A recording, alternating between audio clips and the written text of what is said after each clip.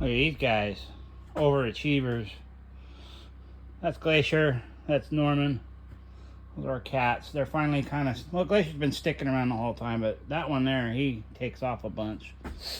So it's starting to feel kind of like a home here, and I think that's keeping him around more. This is the Arctic entry. That's kind of where we're at so far. It's all insulated. You know, I put the acoustical ceiling around. The ceiling, I put R38 up above the 2x6s, and then I went ahead and put R21 in between the 2x6s. So essentially what I have here is, you know, like an 8x16 heat box. So I got a little fan there. I put a piece of sheetrock behind the stove. I did put this stove closer than what it calls for, but I make my own decisions. I don't let other people make them for me. I come back here when the stove's cranking, and I can still touch this without burning my hand, so I think we're all good. And so yeah, that's where we're at. We're still plugging away. This is mine and Charlene's bedroom. It's all insulated. I am going to insulate this just for sound purposes, but I'm not there yet. You know, like I keep jumping around. I got this wall here is all insulated and vapor barriered. All the wiring's done. Anything that's insulated, obviously the wiring is done. There's the lake view. Tents are still set up. We are still officially sleeping in our tents. So what happened was, it's kind of a freaking mess in here, but see, I got all kinds of stuff going on. You know, that's the kind of person I am. Like, I got all these receptacles made up, ready to install. You know, this 1x6 is all going to be for the windowsills upstairs. I need to prime it and get it ready. I'll do that today. What I'm working on right now is just trying to get this wrapped up here. Like, this has been a freaking nightmare, I tell you. So, you know, I used OSB on the walls and ceiling up here. Horrible idea. See that?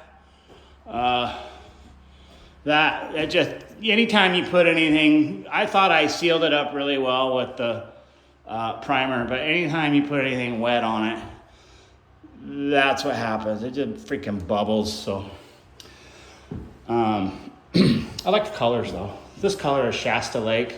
This is Leif's room. Gotta go around and do a little more touch-up paint, but that's coming out pretty good. This here is Orion's room. I just primered the floor, so I'm not gonna walk in there, but you see his color. I don't remember what that one's called, but it's a nice color also. And then I'm gonna paint. I just paint the floors. I'm not putting any flooring down.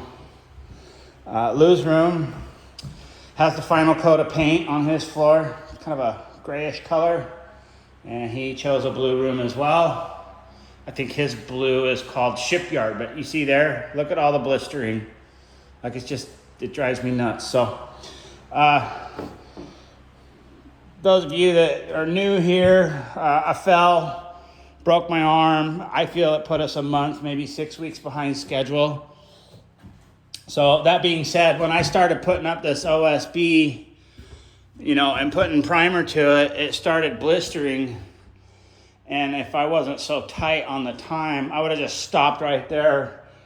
And I could have bought 1/4-inch sheetrock and 5/16 inch thick tongue and groove and just gone over all this OSB. But I don't have the time. I got to get my family out of their tent, out of the tents, and we got to get in somewhere warm. It's October right now, first part, something October 8th or 7th or something like that. So, you know, we got to get in here. So I don't have time to mess around and redo everything. So I'm just going to do it, paint it. It's going to look like crap, but we'll be in here. And then at some point later on down the road in a couple years, I'll just come through here and remodel, you know, one room at a time, I guess, or something. But anyways, I'm hoping to be out of the tents this week. All I have left to do is I got to pre-paint the trim. You can see I got some interior doors here to mess with. And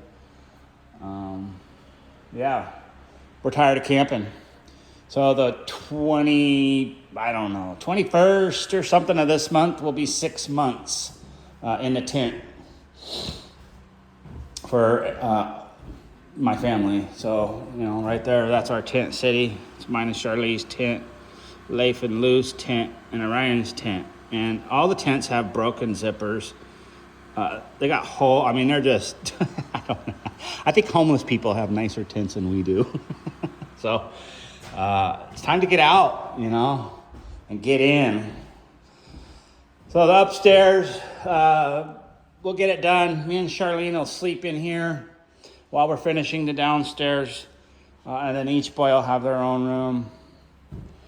So it's coming along, it's just not looking the way I had planned it to look, but that's fine. And then, downstairs, we're still going to kind of keep everything the same, except for I was going to do a lower wainscoting down here all along, give it more of a wood look.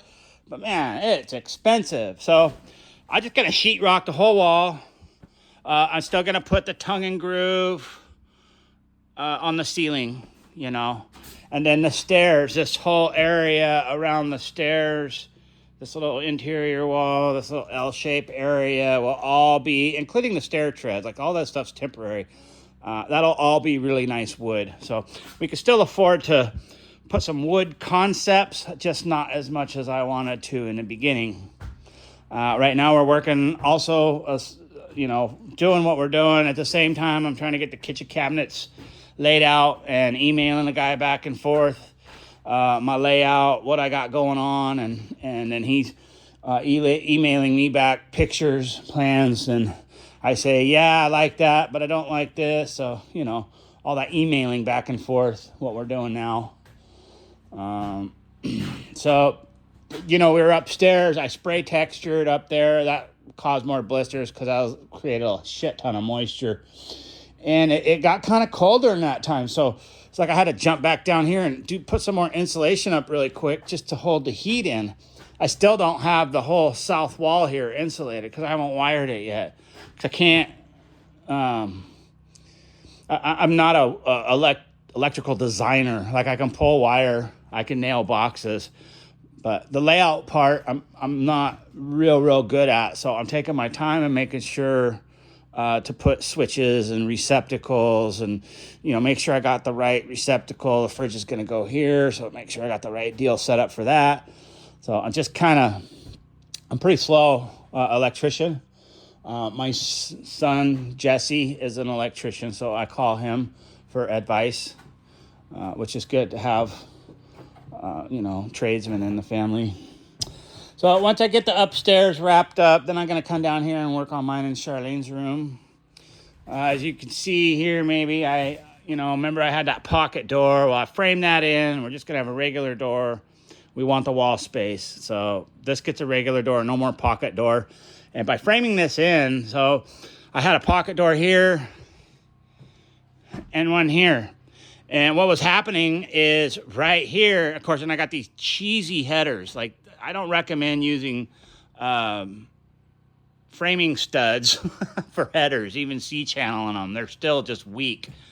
So what was happening is up there, I got up there and I was bouncing around on the second floor and I had a ton of deflection just in this area. And it's because I had these weak headers and these large openings. More wall space because I don't have the pocket where the door is going to slide into. So I have more wall space to nail stuff to or whatever. And then it shortened up this header. I'm just putting a regular 36-inch door in here. So that gives me a 38-inch opening, 41-inch roughly is the header, and I don't have any more deflection upstairs. So that worked out great. What else we got going on? I got some extra insulation, which is good. So over here, so I spray foamed the energy heel where my rafter comes down and hits the top plate. And then I had some spray foam left over and I spray foamed this much of the rim, which is good. I like the spray foam. It's a little expensive. It's kind of a pain in the butt to use. And, it's a very dense product, so it doesn't really have the same R value as this batten insulation does. So right now we're at that phase of the project, where you start trying to save a little money here and there where you can without cutting corners too bad. So since I have a lot of R38 insulation left over, I'm going to go ahead and use it to fill in around the rim. with the R38, right? Because the spray foam, if I remember right, you know, every inch you get 2 point something R value. So if you've got 2 inches of spray foam up there, you're only getting an R4.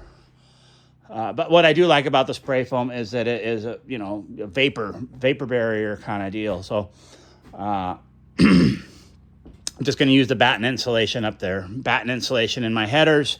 Upstairs, I spray foam the headers. Down here, you know, I just trim the batten insulation to fit. Over here, I got it all stiff. And see, it looks pretty good, you know.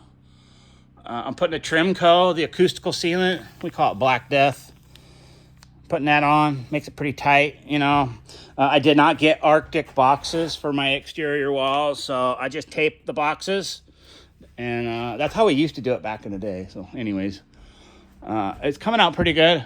I ran out of Trimco, or Black Death as you call it, so I got to finish this up, get some more of that. And then once I get to where the kids are in their rooms, you know, I can go like hell down here and finish pulling this wire, get this wall insulated. Every time we insulate something, the heat, you know, rises. So we got this wood stove's been going non-stop since I bought it. It's a great freaking stove. I love it. It's $1,500 or something at Spinard Builder Supply. I was looking on the Facebook Marketplace, and you can get a rusty piece of crap that needs fire brick for $800 on Marketplace. So I decided to buy a brand new one based on that information. And my kitties. So yeah, we're still plugging along, you know. The outside still looks like shit, but we're getting there, you know. Right now, like I said, the focus is getting everybody out of their tents, and I can come out here and, you know, when I'm all healed, and I'm pretty much healed up. I still got a little aches and pains, but, you know, I get in these, like manic stages where I'm just like a freaking whirlwind sometimes. So I'm hoping that comes soon to where I just come out and take care of a bunch of shit at once. Deck packages, still haven't built a deck. You know, this is going to get a 10 by 24 deck, and then the backside gets a little tiny deck. But, then I got to put the foam in here, drainage rock. I got my wellhead here. I got a guy. I'm going to hire somebody, dig a ditch, and drop my water line in. So I got to make sure I got money for that, you know. What else? Oh, this was the cutoffs, you know, because I changed the roof, so I cut that much of metal off. So this is going to go, I have to buy some J trim, and this will go right here, you know, all the way down. Bam, bam, bam. I think that's going to look pretty cool. It'll match the roof anyways. Like I said, I got a pile of it. What else we got? So I still have to put that on, last piece of metal, and the trim, you know, goes over the gable end, and that's all right there.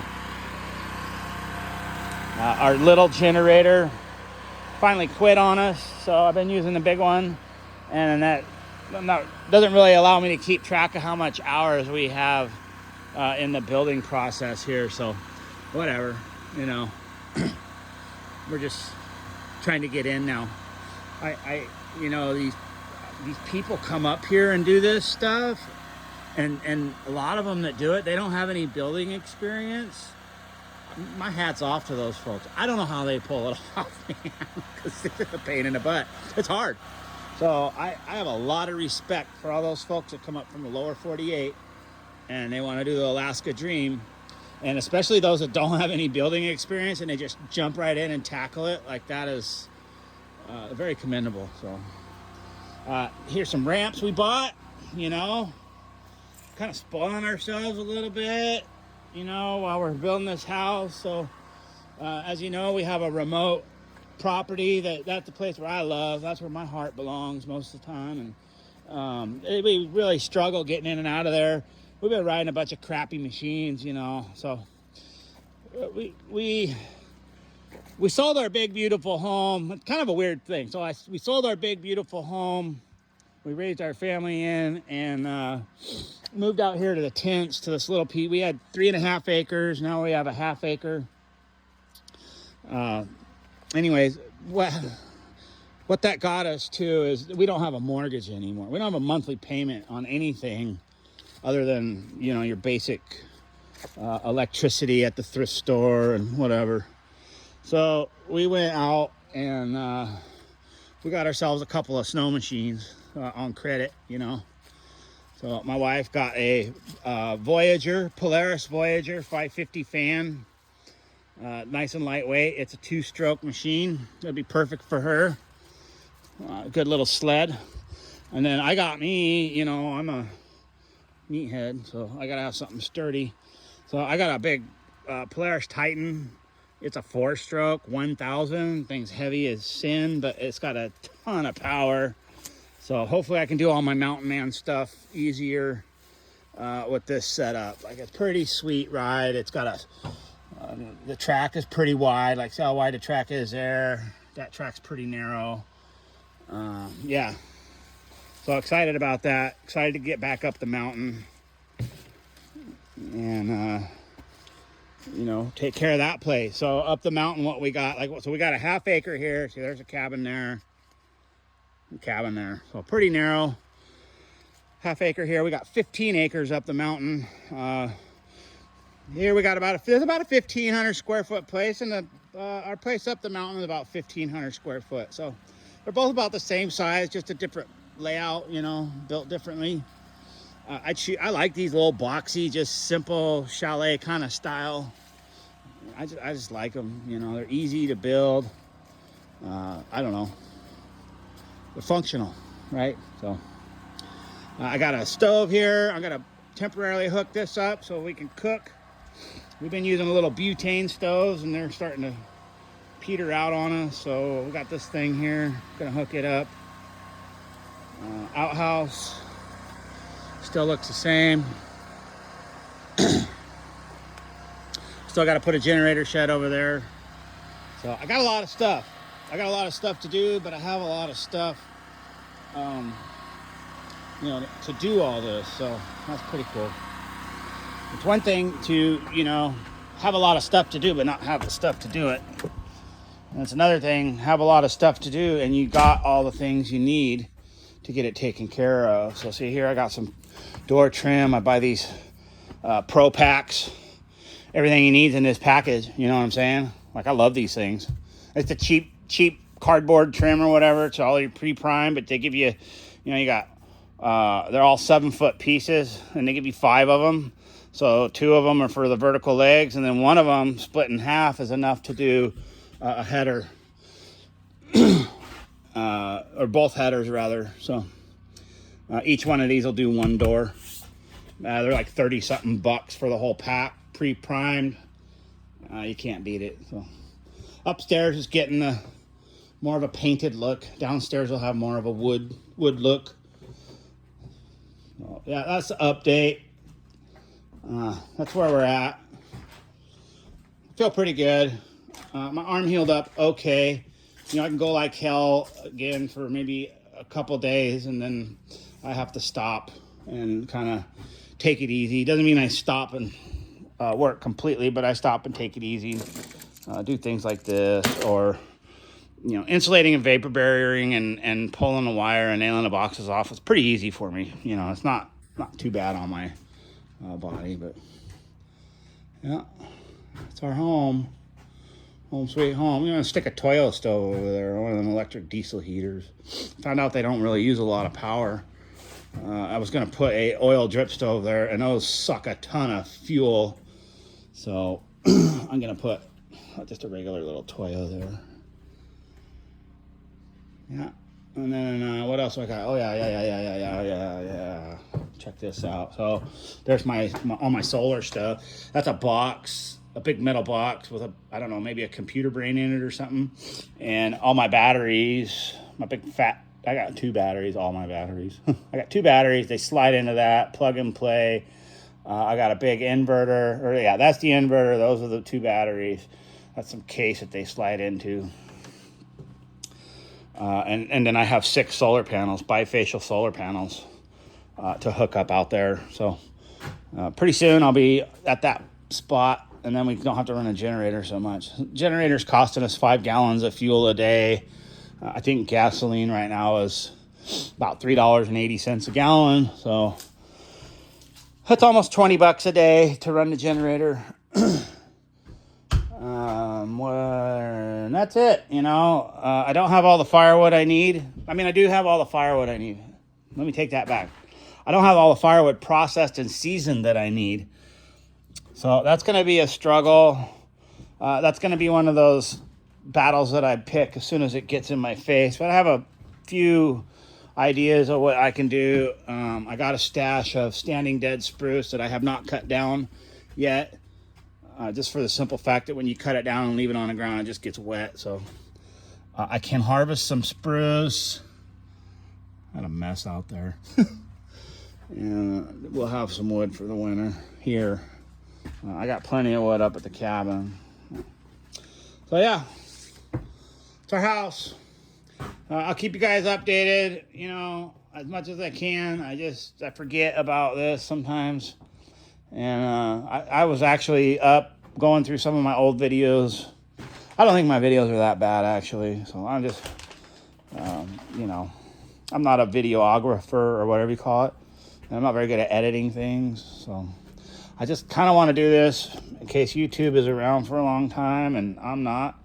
And my family can look back through the YouTube channel and see, like, this adventure is something we're never going to forget. So it's kind of cool. We're doing it, we're doing it. And me and my wife we're trying to stay positive. We just keep looking at each other and we're like, hey, at least we ain't got no mortgage. So that's a good thing. Oh, there's the other cat. Sage. Oh, Sage, kitty. These my long hair cats. These look like Sage. And then that big fat one, Glacier. Glacier's huge.